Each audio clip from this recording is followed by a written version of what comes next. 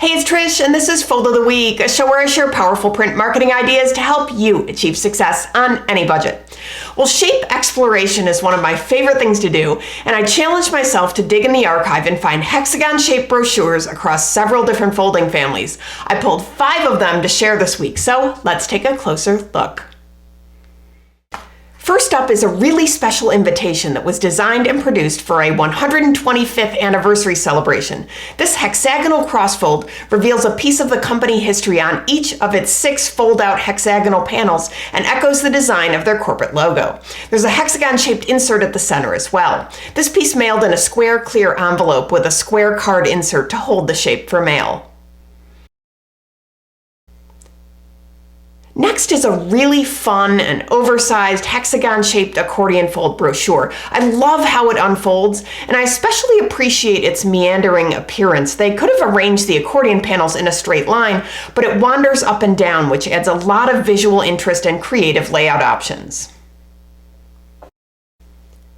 I'm bringing this one back from episode 300. It's a tulip fold, trifold hybrid hexagon brochure. You can see here that there are 3 large hexagon panels connected by the angled tulip folding technique. If the hex panels were rotated so the folds fell on the flat sides of the hexagon rather than the points, it could have been a hexagon-shaped trifold, but I appreciate their ambition on this and how creatively they executed this design. Nice details with the shape insert and the die cut on the cover as well.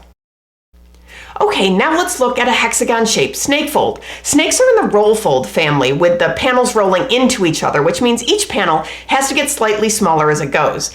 Interestingly, laid flat, this looks like the hexagonal crossfold we looked at, but just think of this as a different journey through the content. How do you want to get there? Both work off the center panel, but one rolls around it, one lifts layers away from it. Lastly, let's look at a closed gate roll fold hexagon hybrid. This one opens and then rolls out from both sides and ends with the center panel. We're ending with that 7-panel layout we've seen with 2 of the other formats I've shared, but here's just another way to get to it. So with the hexagon shape, you've got lots of choices for folding style and panel configuration, whether they're inline, meandering, rolling around, or originating from the center.